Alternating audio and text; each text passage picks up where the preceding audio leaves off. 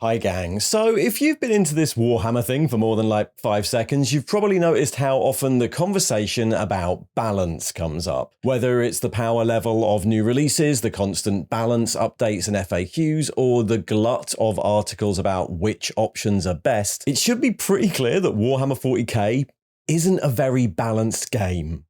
So in this video, I'm going to go through why that is, and how the culture of the company that make it and the people who play it affect all that.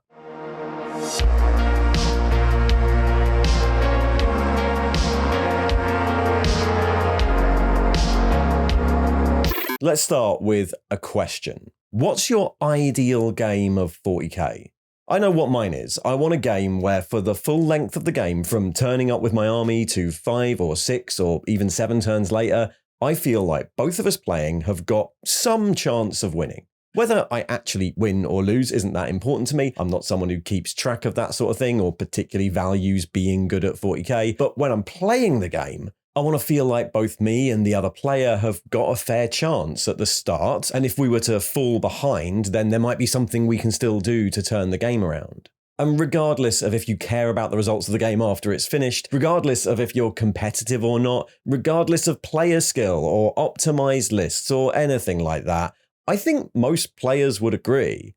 The best games are the ones that can go both ways, where one person pulls ahead and then the other person does, and there's a dramatic push and pull for the whole game. For the more narrative gamers who want to tell a story with their game, that gives you plenty of opportunities to create cool moments and tell an interesting story. And for competitive gamers, in theory, it feels more fair and like a test of skill. Now look, not every player agrees with that assessment. There are definitely some players whose ideal game looks like this. But we can probably ignore those people for the purposes of this video. They're probably not the people advocating for a balanced game, after all. No, I want a game where I feel like I've got a chance. And it's worth saying that 40k can play like that. I've had games like that relatively recently. It's totally possible to have a balanced game of Warhammer 40k. But currently, the system 40k uses to balance two armies against each other, points values, doesn't really work very well on its own. In theory, any two 40k armies picked to the same points value should be roughly equal in power. But 40k has lots and lots of options, like what models you take, what weapons you give them, what faction rules you apply. Some of those are just better than others, and not all of them even use points values. So in 40k, it's possible to optimize an army, to pick the best combination of options to give you an advantage. A huge advantage. And games like this are less likely to result in an experience like this. And look, that's not just a problem for Warhammer. Lots of games use similar systems. None of them are 100% perfect. One army might be slightly better than the other, and as long as that difference isn't too huge, it shouldn't really affect the game too much. But there are two big issues that make imbalance in Warhammer 40k such a big talking point. First, the power disparity is much larger than in a lot of other games. In 40k, it's possible to build an army that's multiple times more powerful than another equal points army. To build something that completely destroys another army in a turn or two, at which point you've, for all practical purposes, broken the game. If the game's 5 turns and you've managed to completely wipe someone off the table in 2, you broke it. But second, 40k also involves a lot more investment of time than other games. It can take months or years to build and paint an army. Building your army list takes a load of reading time, and just setting up a game of 40k can take longer than playing some other comparable games. And if you have a bad game, you can't just play a couple more that evening. Having an unfair game of 40k feels like a bigger waste of time than in other games, a bigger lost opportunity for fun, because it is. So given balance is so important in 40k, why is it still so unbalanced? Why is the disparity in power so big? Why is the point system so irrelevant? And why do years of constant balance updates released by Games Workshop not seem to be solving that? First, let's examine the elephant in the room, the idea that you occasionally see floating around that Games Workshop deliberately unbalance their game to make it sell. That the new models are just given overpowered rules to sell them before that's then tracked back a few months later in some sort of balance update. That certainly would explain the problems, but it doesn't really hold up to even the lightest scrutiny. Let's look at 4 books released relatively recently at the time of recording. The Leagues of Votann Codex came out with an entire new range of tasty models to sell and an incredibly powerful set of rules. The Chaos Demons Codex has no new models to sell and isn't particularly overpowered. But the Last Drakari Codex had no new models to sell and was so powerful it dominated tournaments, whereas the Chaos Knight Codex had a lovely new army box to sell and was considered pretty lackluster. It doesn't hold up. I'm sure when a new codex comes out, some previously low-powered choices become better and some previously really good choices become worse, and I'm even sure that if a unit suddenly becomes more powerful, there's probably an uptake in the amount of units sold. Is a small number of players buying 3 of the latest best thing enough to change the marketing decisions of a multinational company? No, the imbalance of 40k is a lot more complicated than just screw with the game to sell models. Sorry. So, let's actually start.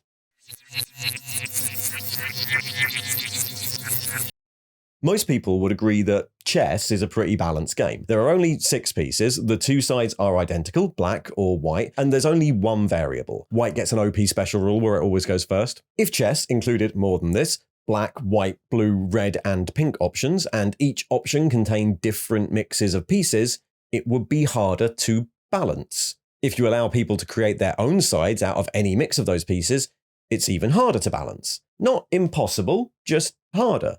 Chess isn't a perfectly balanced game. White wins more often because of that one variable, but it's close enough for most people, enough that it's considered a game of skill. Chess manuals talk about plays, planning, and responses, not how to build your list. This seesaw between variation and balance is part of any sort of game design, but it's particularly relevant when applied to wargames because, by their very nature, one of the main appeals of wargames is the chance to build your army out of lots of different options, and to make your army different to other people's armies. And then to simulate that with a huge range of different actions those models can do. We want models to do loads of things, not just one. The original writer of 40k, Rick Priestley, touches on this in his book, Tabletop Wargames, A Designer's and Writer's Handbook, written with the historical games designer John Lambshead, in which the authors use chess and Go as examples of tight game design, and list a series of ways wargames designers have to accept deviating from that.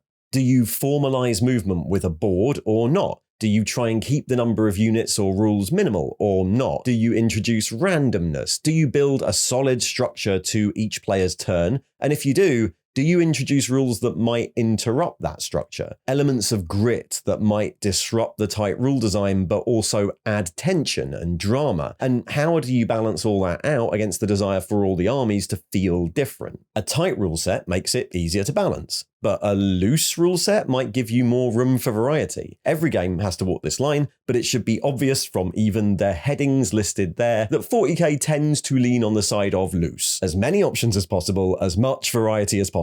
So does Warhammer 40k just have too many variables? Last year, in preparation for this video, I tried to find this out. I counted all the things in 40k.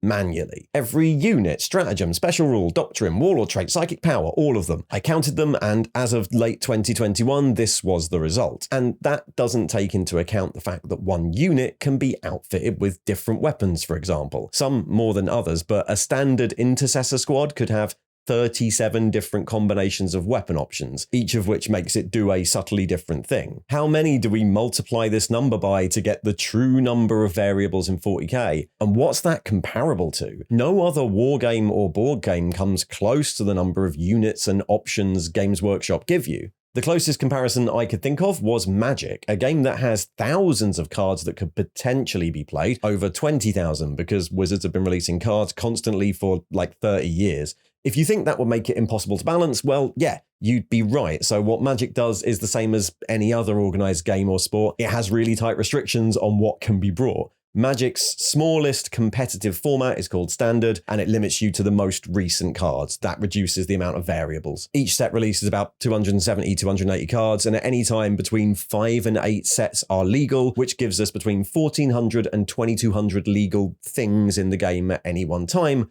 that need to be balanced. And even that isn't really considered totally balanced. So anyway, our answer is yes. Yes, there are a lot of things in 40k. Way too many things. The first big issue for us if we wanted to balance 40k would be a mechanical one, the sheer scale. 40k doesn't aim for tight design, it just aims for the most stuff. Just in terms of the numbers, it's bigger than any competitor. So we might say, all right, we'll solve this with maths. We'll look at how good a unit is in terms of statistics and come up with some algorithm for points values. That way it doesn't matter how many options you have. But that doesn't take into account the physical variation that comes into play on the tabletop. How good something is in 40k is situational. The effectiveness of a model in 40k isn't just determined by its numerical stats, it's affected by where it stands on the table, what the table is like, what other units are nearby. James Hewitt of Needy Cat Games and previously of the Games Workshop studio summarizes this neatly in a Reddit AMA. Take a Space Marine Devastator squad with 4 heavy bolters. If you're playing a game against an army of foot-slogging orcs, no vehicles in sight, and you're playing a scenario down the length of the table with 30 inches between forces at the start and very minimal scenery, how many points is that Devastator squad worth? Compared to, say, a tactical squad. What about if you're playing a Planet Strike game against a shooty Tau army in extremely dense terrain? And this is the same for everything. How many points is a power weapon worth, or an aura ability that affects everyone standing nearby? A point system can't really cover all that. You could say this is a known issue in wargames design. Rick Priestley points it out in his book that there are essentially 3 things to grasp about points values. They don't work. Nevertheless, we have to have them. Even so, they can't really be reduced to a mathematical formula. And in 40k, that issue is only compounded by the scale. The second issue, that points don't capture some interactions, is made worse by the first, that there's just so much stuff doing the interacting. But we live in the 21st century. Surely we can model for that. Computer scientist and gamer Variance Hammer, in a blog post linked below, summarizes these mechanical issues as complexity and interaction, and points out that, like Rick Priestley and James Hewitt, statistically, it's pretty much impossible to solve this in 40k. The only way you could get close would be, as he states, to throw a supercomputer at it, model the entire game and adjust things based on the thousands of games it plays. But this would take a lot of research, be colossally expensive, and almost certainly too expensive for the company to consider it worth it. We'll return to that idea in a minute. I don't think it's possible to balance 40k as it is at the moment, at least not mechanically, and not with a point system. In order to balance 40k, you'd need to massively restrict complexity by just removing units, models, or options, and restrict interaction, that's the game system itself, by removing the ability for one rule to affect another. Make the game much, much smaller, much more abstract, and much more like a board game. And that's not going to happen, because what the company wants and what the players want also factor into 40k's permanent imbalance.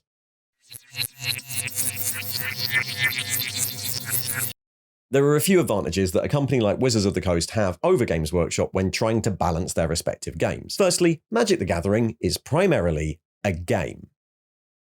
That sounds weird, but the primary point of Magic cards is to play a game with them. Magic cards are not a crafting hobby. Miniatures and scenery are not required to play them. They're not usually being set up in attractive ways purely for spectacle. Sure, yeah, sets have themes, there are tie-in elements and a backstory, but none of them are the primary business model of Wizards or the Magic design team. The efforts of the design studio could in theory be put mostly into designing the game above anything else. By comparison, the primary business model of Games Workshop is not making a game. The name is deceiving. From their 2022 annual report to investors, we design, make, and sell the best fantasy miniatures in the world to engage and inspire our customers and to sell our products globally at a profit. Best fantasy miniatures.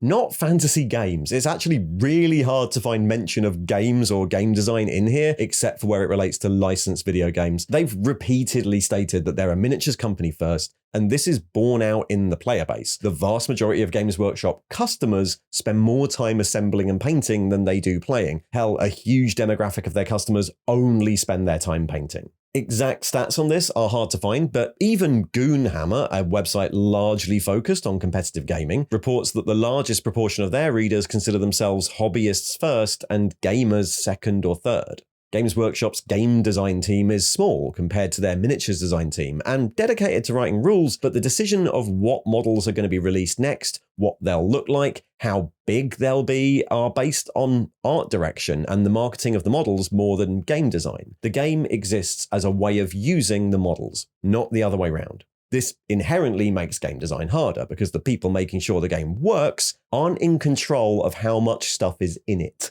And of course, there are logistics to think of. Magic has a rotating system that's based on newness and built into people's expectations of the game, but it's also based on economics. The sets that are now out of standard aren't produced anymore, so there's no incentive to keep them playable. Warhammer models are in production for decades, and the longer they stay in production, the more profitable they are. The rules for a model can be updated, but you can't just rotate the whole model range every 2 years, or decide that whole ranges of models you still sell are no longer allowed in balanced play. Every miniature sold by Games Workshop, who have a vested interest in selling as many miniatures as possible, must be usable in the game. And this goes for things other than models. Much of the complexity in 40k comes from stuff that isn't models, like stratagems, psychic powers, or special rules. Those are much easier to remove, but for the company itself, they also have a few advantages. They allow Games Workshop to refresh and update a whole army without needing to totally overhaul the model range, and they also enable a whole range of print products you can sell to players. If you really want the conspiracy theory version, then I think this is probably the closest we'll get. I don't know the internal workings of Games Workshop, but I'm pretty sure if the game designers wanted to simplify the game to the level of not needing to sell decks of cards or great big books of rules, there'd be some pushback. And finally, there's general company culture. The imbalance of Warhammer 40k affects everyone, but the people affected by it most and who talk about it the most are often the more competitive end of the hobby. And as we saw, they're a minority within the hobby. The people writing the game don't tend to be the most hardcore tournament players. They're not in the business of min-maxing their armies to exploit every rule. We can see that in things like the Warhammer TV battle reports. They're not running filthy tournament lists there. And that isn't to say that Games Workshop wouldn't like a more balanced game. I'm sure they would. We all want that. Just that that's not the priority. It's not the most important thing. And so it's not surprising that the model they've adopted to attempt to balance 40k is one that moves that work out of the studio onto certain parts of the community. As James Hewitt says in that previous post, the only way to balance a game like this is to assign your values, test them, and then amend based on broad consensus. In 40k, the design studio write rules that feel thematic and appropriate to the model's background, do a limited amount of playtesting, and then release them, trusting that the community will do the same job that supercomputer would do and figure out all the options that break the game. Once that's happened, they then just adjust the points values via an FAQ. This works in some ways, but really doesn't work in others. The statistics used for this method are tournament results because they're the only statistics available. But tournament results aren't a good example of the game as a whole. Generally, people at tournaments are either competitive players building only the most powerful lists to break the game in their favor, or the vast majority, casual players there to have a fun weekend away who, knowing that there's also going to be competitive players there, have maybe reluctantly tuned up their list to be a bit more powerful than it would be at home. The sample size when you do this isn't really reflective of everything in the game, just the most powerful things, effectively making the game easier to balance by ignoring most of it. If you put a red line through half the units and 2/3 of the options in the game because they're not good enough, then yeah, you've got fewer variables to worry about. The results you get from this might be useful to ensure what we call external balance, broadly that the most powerful Space Marine list is evenly matched against the most powerful Necron list, but it does very little for internal balance, the idea that every model is worth the right amount and has some use in the game. It's a solution that works specifically for tournaments, but doesn't actually solve the problem for everyone else, for all the models and armies that people don't bring to tournaments. If you don't own the models in those top tier lists, or you want to paint something that's not considered optimal, this isn't much help. What it does solve, though, is making the people who are the most vocal about balance, tournament players, feel like they're doing something, which is kind of Games Workshop's relationship to tournaments in a nutshell. So we end up with the same thing here. The only way to realistically solve the problem of imbalance from the top is just to simplify the game, but ideally not like this, because that means the people who paint models they like just don't get to have balance. And that's a problem for accessibility too, because painting the models you like and then gaming with them is how we get new people into the game. Of course, there are loads of things you could remove from 40k that don't affect people's model collections. Stratagems, doctrines, warlord traits, command point things, the sort of stuff that necessitate card packs, but as well as the advantages those elements have for the company, they also have an advantage for the customers.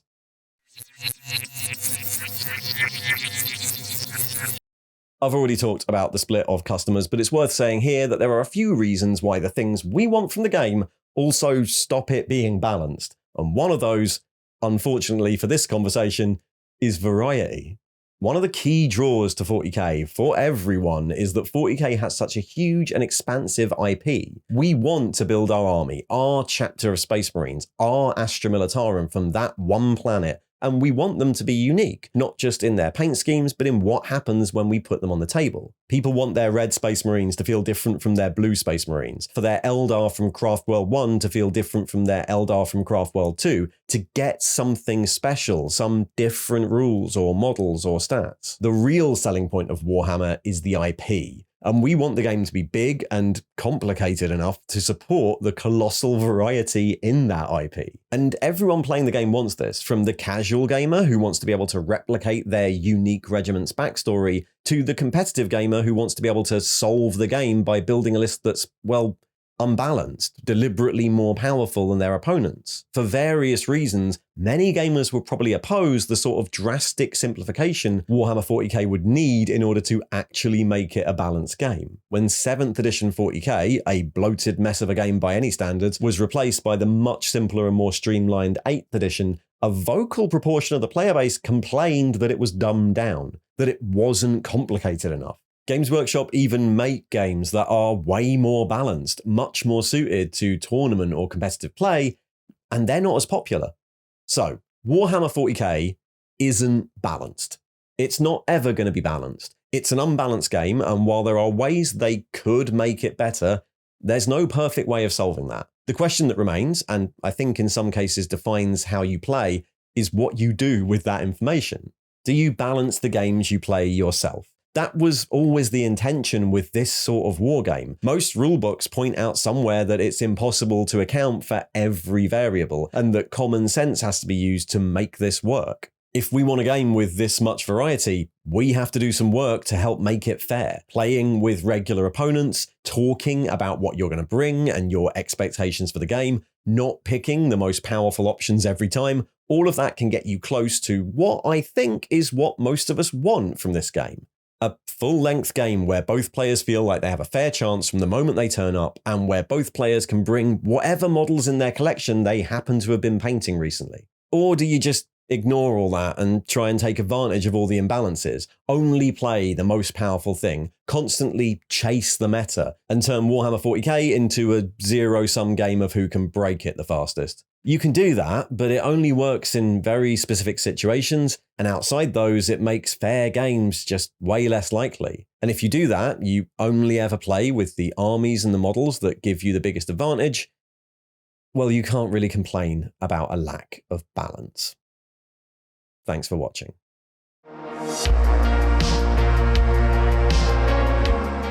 If you'd like more videos a bit like this, then there should be another video just popping up there on the right. And if you like the channel, then please support it by liking, subscribing, or even clicking on the link to the Patreon in the thing below. See ya.